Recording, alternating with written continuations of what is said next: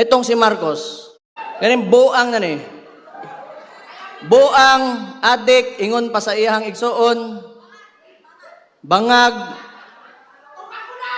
sirayong puwet, diverculitis, kung ano-ano pinapasok siguro dyan. Ano achievement nito? Binalik yung droga, binalik yung kriminalidad, binalik yung korupsyon. At ngayon yung putang inang yan, gusto pa magpatagal ng termino niya. Magaling din. Sa kawalang hiyaan ang pukin ng inang yan. Ganito kasi yan. Ang gobyerno, panahon ni PRD, dinicentralize niya. Meaning, power and influence, hindi utang ina ng kabaloon sa tawag ng English ang yawa. Hindi lahat nasa capital. So that, especially the budget, the allocations, lahat aangat. Etong si Marcos kasi, ito yung culture ng politika na galing pa noon sa mga Espanyol. May mga peninsulares, insulares, Indios. And yung mga kolonistang yan, the Spaniards, nung binigay tayo sa mga Amerikano, hanggat sa nagkaroon tayo ng so-called independence, hindi nila inalis ng sistema na yan. Kailangan malayo ang wealth gap sa mga oligarko, pati sa mga maghihirap, so that they can they have control over everything. They have control over politicians, they have control over the economy, at sila lang mayayaman, wala silang kompetensya, kasi hanggat sa walang umaangat na Pilipinong pangkaraniwang tao, wala silang kompetensya, and that's what they want to maintain. Unsay gibuhat ni Marcos? Ang ginawa ni Marcos, because PRD opposed this kind of political system, pinadala niya sa Netherlands, putang ina sang gago sa.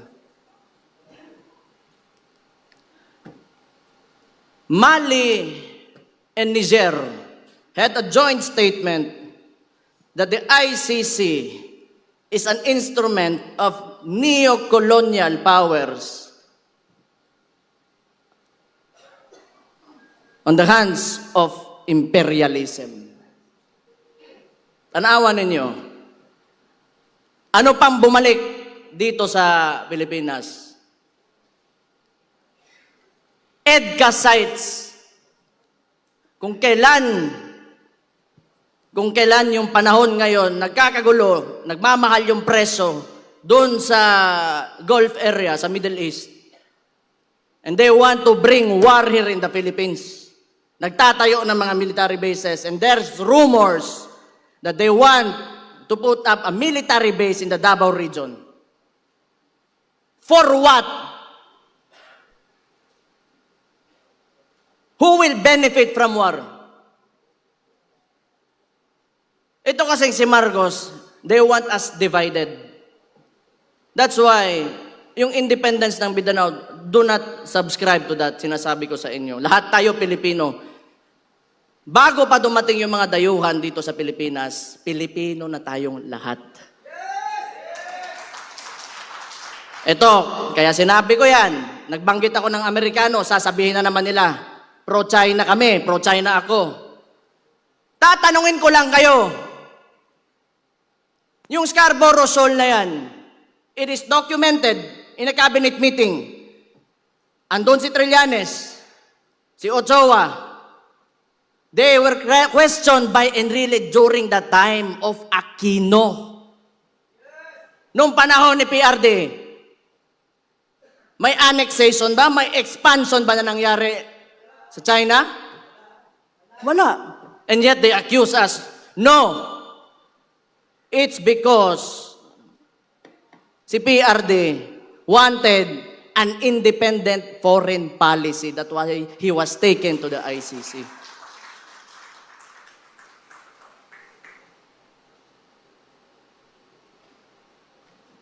Muli na ta. Mga taga Davao Oriental, drebe. Tingog mo. Oy. Del Norte. Barm. Allahu Akbar.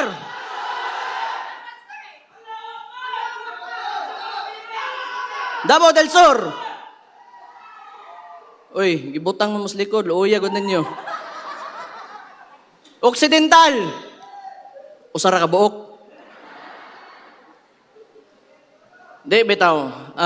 Ang sinasabi ko lang, si PRD kasi binangga talaga yung mga issues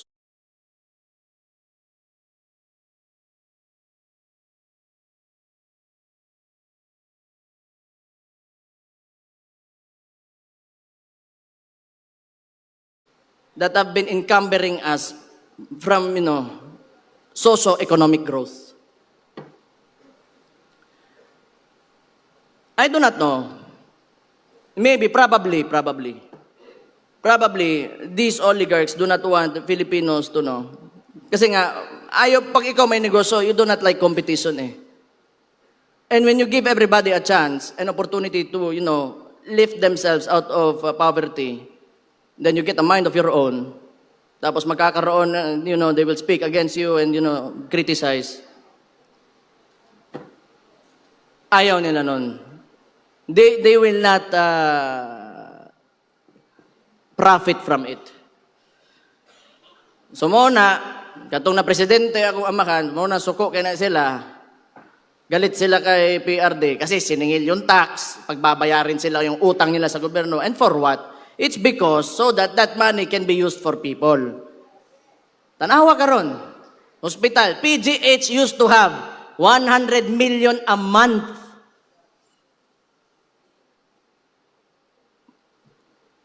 Nasaan ngayon? 60 billion, nakita nyo kanina. Kinuha sa PhilHealth. Minimum wage earner. Kung magkasakit ka, bibili mo ng gamot. Ano pambili mo ng bigas ngayon? Ano pang gastos mo sa eskwelahan ng anak mo? Saan mapupunta ang pobre na Pilipino if the government will not deliver the basic services that they deserve? Do you think, pag ito tuloy-tuloy pa rin, may bansa pa tayo? Do you think na we will have, our children will live in a future where they can live comfortably? Tungod sa kwarta. Putang ina ng butangan na, I hate that so much. It is the root of all evil. Kining mga congressman ba? Yes. Sige. Putang ina ninyong tanan.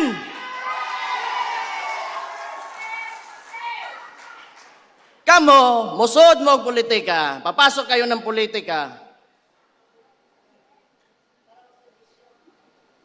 Para mangwarta lang. Kwarta lang. Bakit nandyan pa kayo? Bakit? You just want yourself to, you want everybody to see that you have a better house, a better car? You are richer than anyone else in your community? Yan lang? Para sa kinabukasan ng bayan natin? Putang ina, umalis na kayo dyan.